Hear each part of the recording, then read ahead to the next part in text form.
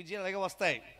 విజయం వచ్చింది కదా, నువ్వు దేవుని ప్రక్కనెట్టావా, దేవుడు కూడా నేను ప్రక్కన పెడతాడని ప్రసంగం విజయోత్సవ సభలో చేస్తున్నాడు ఆయన.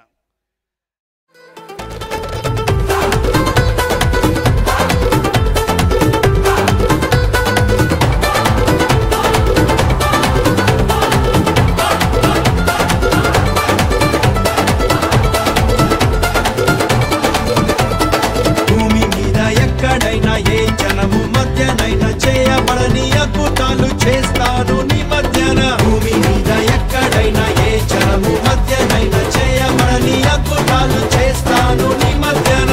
శత్రు జనముకు అవమానం కలిగేటట్లు వారి చెవులు చెవుడెక్కిపోయేటట్లు నీవు చూచి ప్రకాశించున్నట్టుగా దేవుని రాజ్యం కట్టబడుతుంది. దేవుని రాజ్యం కట్టబడుతుంది.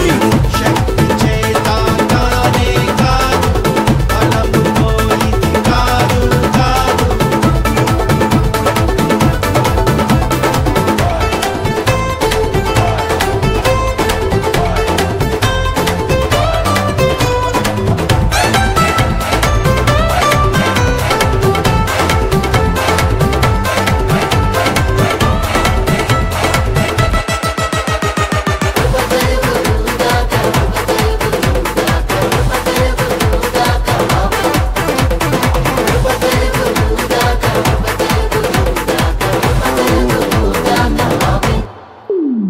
ఓ గొప్ప పర్వతమా జెరుబ్బాబెలును అడ్డగించుటకు నీవు ఏ మాత్రపు దాన. ఇప్పుడు గొప్ప చేపలతో పడవ నింపబోతున్నాడు. గొప్ప దీవెనలతో నీ కుటుంబాన్ని దీవించబోతున్నాడు. గొప్ప కార్యాలు నీ జీవితంలో చేయబోతామన్నాడు. ఆ రోజున ఆయన ధరిని నిలిచింది నా కొరకే. ఆయన ధరిని నిలిచి నా జీవితాన్ని మారుస్తూ వచ్చాడు. ఈ రాత్రి ఈ మాటలు వింటున్న సహోదరులారా, ఒక్క క్షణం నువ్వు నాశనం కాకూడదని, నువ్వు నరకానికి వెళ్ళకూడదని, ఖాళీ పడవతో ఉండకూడదని, ఖాళీ సంచిని ఇంట్లో ఉండకూడదని, మహిమలేని దిక్కుమాలివాడిగా ఉండకూడదని, సకల ఐశ్వర్యాల చేత రక్షణ భాగ్యం, కృప, నీతి, దైవ సంబంధమైన భీతి అన్నీ నీవు పొందగలిగి నీ పడవ నింపబడేట్టుగా ఉండాలని ఆశించిన వాడు దైవజనులకు ప్రేరేపణ కలుగజేసి ఈ కూడికల ఏర్పాటు చేసి ఆయన ఇక్కడే నిలబడి నీతో మాట్లాడుతున్నాడు. ఆయన ధరిని నిలిచిన దేవుడు. అందరూ చెప్పండి, ఎక్కడ నిలిచిన దేవుడు? ధరిని నిలిచాడు. పర్వతమా జెరుబ్బాబెలును అడ్డగించుటకు నీవు ఏ మాత్రపు దానవు. చదును భూమిగా ఉన్నావు ఇప్పుడే నువ్వు. జెరుబ్బాబెలును ఏర్పరచుకున్నా నేను.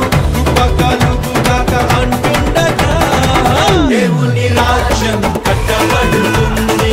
దేవుని రాజ్యం కట్టబడుతుంది. శక్తి చేత కానే కాదు, బలముతో ఇది కాదు కాదు.